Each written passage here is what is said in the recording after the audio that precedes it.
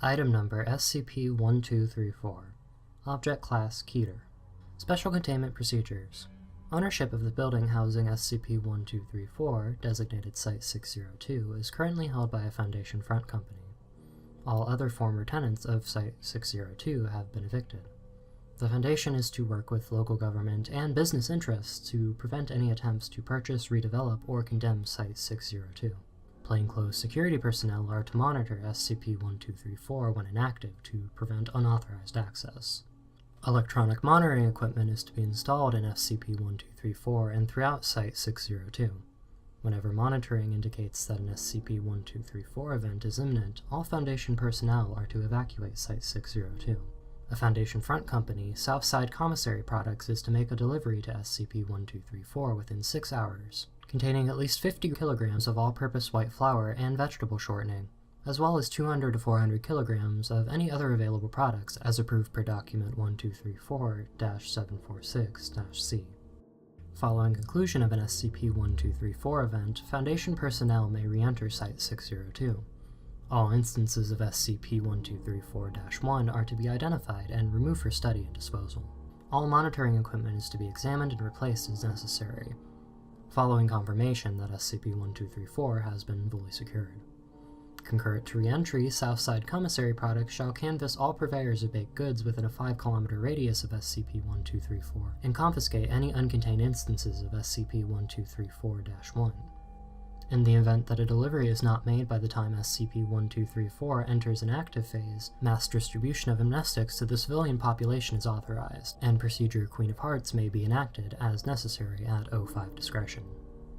Description: SCP-1234 is the former premises of Schmidt's Swiss Pastries, a bakery and tea room that operated in Chicago, Illinois from 1947 to 2003. The interior of SCP-1234 remains fully furnished and possesses working electricity, hot and cold running water, and natural gas. SCP-1234's ovens and kitchen equipment remain fully functional, though appearing to be in a severe state of disrepair due to age and neglect. All attempts to remove or disconnect SCP-1234's kitchen equipment or utilities have been unsuccessful. Under normal circumstances, SCP-1234 is inert. On an irregular basis, ranging from an observed minimum of 2 days to an observed maximum of 17 months and 12 days, SCP-1234 becomes active. Prior to becoming fully active, SCP-1234 exhibits a warm-up period lasting from 12 to 36 hours.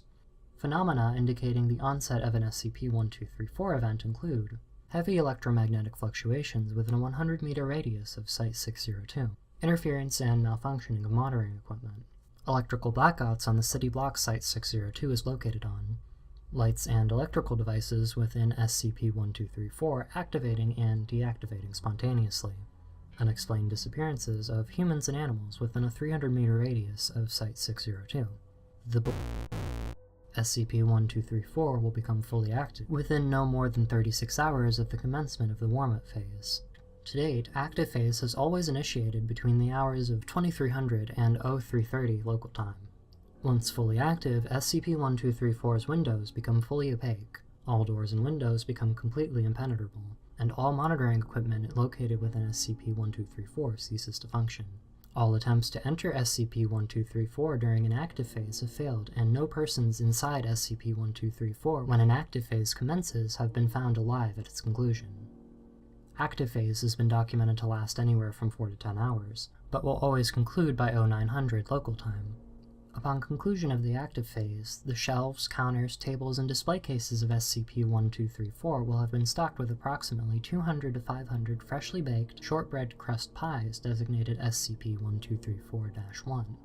All instances of SCP-1234-1 measure 22.8 centimeters in diameter and weigh approximately 0.75 kilograms each.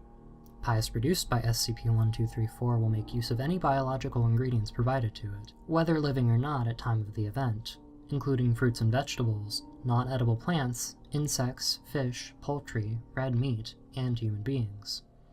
SCP-1234 will not, however, make use of any ingredients that are spoiled, stale, or are deemed in an unsatisfactory condition for use in baking. Instances of SCP-1234-1 will not be recycled into new instances when a new event begins. all instances of SCP-1234-1 are, at time of discovery, cooled to room temperature, contained in a disposable aluminum biplate, and are covered with a transparent plastic lid. Aside from the means by which they are produced, SCP-1234-1 bear no anomalous properties and may be eaten safely providing that the ingredients used in its manufacture are safe to eat. On 17 occasions since observation began, instances of SCP-1234-1 have been found outside SCP-1234, following conclusion of an active phase. On all such occasions, the pies were found on shelves of supermarkets, convenience stores, and other food vendors within a 5-kilometer radius of SCP-1234, and were labeled with a UPC readable by the vendor's point-of-sale system.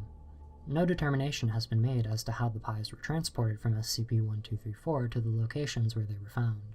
If there is not a sufficient supply of ingredients available within SCP-1234 when an active phase commences, SCP-1234 will consume ingredients stored outside itself. Flour, shortening, and other biological matter is relocated into SCP-1234, beginning with the closest matter available and being attracted from an increasingly greater distance until the necessary amount of ingredients has been acquired. The means by which the material is acquired or transported into SCP-1234 is unknown. Due to the population density in the area in which SCP-1234 is located, no uncontained events have been allowed to occur since containment began.